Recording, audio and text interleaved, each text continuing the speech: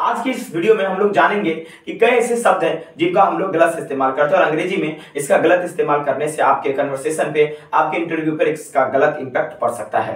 अगर आप किसी से बातचीत भी करते अगर ये शब्द आप बोल देते हैं तो बहुत ही बड़ा ब्लंडर हो सकता है, बहुत ही बड़ा भूचाल आ सकता है। तो दोस्तों चलिए शुरू करते हैं। आज का जो हमारा बहुत ही महत्वपूर्ण शब्द है वो जिसे अक्सर हम लोग डेली लाइफ में गलत बोलते हैं लेकिन उसको नजरअंदाज कर देते हैं। दोस्तों इससे पहले मैं आप सभी लोगों से विनती करूंगा, रिक्वेस्ट करूंगा कि आप इस चैनल को सब्सक्राइब कर दीजिए ताकि हमारा परिवार जल्दी से जल्दी बढ़े और हम लोग और वैल्यूएबल कंटेंट को ऐड कर पाए और समझ पाए। तो चलिए दोस्तों बिना किसी रुकावट का आगे बढ़ते हैं, लेकिन आपको क्या करना है आपको पता है, सब्सक्राइब और दोस्तों लाइक करना नहीं भूलिएगा।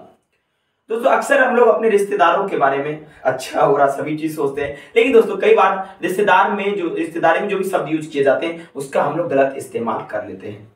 दोस्तों कई बार हमारे जो चचेरे फुफेरे ममेरे भाई बहन जो भी रहते हैं, ठीक है, उनके लिए हम लोग जो शब्द है वो गलत इस्तेमाल करते हैं। जैसे मान लीजिए आपका कोई जो चचेरा भाई है, ठीक है, ममेरा भाई है, कोई भी है, उसके लिए अगर आप यूज करते हैं तो आप ऐसा बोलते हैं ही इज माय कजन ब्रदर। अगर लड़की है तो सी इज माय कजन सिस्टर। लेकिन दोस्तों क्या आपको पता है कजन का मतलब ही होता है चचेरा ममेरा फुफेरा भाई या बहन। दोस्तों तो सिस्टर ब्रदर लगाने से क्या फायदा। तो याद रखिएगा जब कभी आप बोलिएगा तो केवल और केवल आप बोलिएगा he is my cousin, she is my cousin, क्योंकि दोस्तों कजन ब्रदर और सिस्टर कहने से आपका अंग्रेजी शब्दों पर इम्पैक्ट पड़ सकता है। दूसरा दोस्तों मैंने कई सारे लोगों को देखा है इसे गलत बोलते हुए। इवन मैं एक बार ट्रैवल कर रहा था ट्रेन में, तो मुझे ऐसे ही किसी टीचर से मुलाकात हो गया। उनसे मैंने पूछा कि आप क्या पढ़ाते हो, तो कहते हैं I am an English teacher. तो मैं बड़ा आश्चर्य में पड़ गया, भाई दिखने से तो इंडियन लगता है, कहीं से इंग्लिश नहीं लगता है।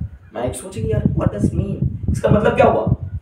तो दोस्तों आप भी इस तरह का ब्लंडर नहीं कीजिएगा। आप अगर अंग्रेजी पढ़ाते हैं, अंग्रेजी के शिक्षक हैं, ध्यान रखिएगा आप अगर भारतीय हैं तो आपको कहना पड़ेगा ही या आप या कोई दूसरा व्यक्ति he is a teacher of English. इसका मतलब दोस्तों ध्यान रखिएगा एन इंग्लिश टीचर कहने का मतलब होता है एक अंग्रेज शिक्षक। अंग्रेज तो कहीं से नहीं लग रहा है, ठीक है। दूसरा कहने आप अगर बोलते हैं टीचर ऑफ इंग्लिश, इसका मतलब दोस्तों होता है अंग्रेजी के शिक्षक। तो रिमेंबर दिस थिंग दोस्तों, कभी भी बोलिए अगर आप इंडिया से हैं कभी मत बोलना I am an English teacher, यार करना जाएगा, ठीक है। जब भी बोलिएगा I am a teacher of English, either you can say he is a teacher of English. इसका मतलब होता है कि वो अंग्रेजी के एक शिक्षक हैं।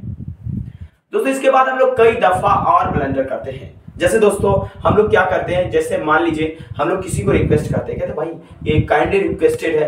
तो दोस्तों कभी भी ऐसा मत यूज कीजिए। किसी को अगर रिक्वेस्ट करते हैं ना, रिक्वेस्ट का मतलब वो विनम्र करना, बहुत ज्यादा विनम्र करना, और उसमें काइंडली लगाकर आप उसका बेइज्जती नहीं कीजिए। और दूसरी बात दोस्तों, जब आप काइंडली और रिक्वेस्टेड एक साथ लगाते हैं तो ये सही नहीं है, क्योंकि एक तो दोस्तों आपका वर्ब का काम करता है, एक दोस्तों आपका एडजेक्टिव काम करता है। और एडजेक्टिव और वर्ब, एक एडजेक्टिव कभी भी वर्ब को क्वालिफाई नहीं करता, वो नाउन को क्वालिफाई करता है, ठीक है। तो ये ध्यान में रखिएगा दोस्तों, ये कुछ शब्द है। इसके अलावा हम लोग अक्सर दोस्तों में अगर किसी से आप पूछो आप कहां से आए हो, तो कहेगा I return back from USA.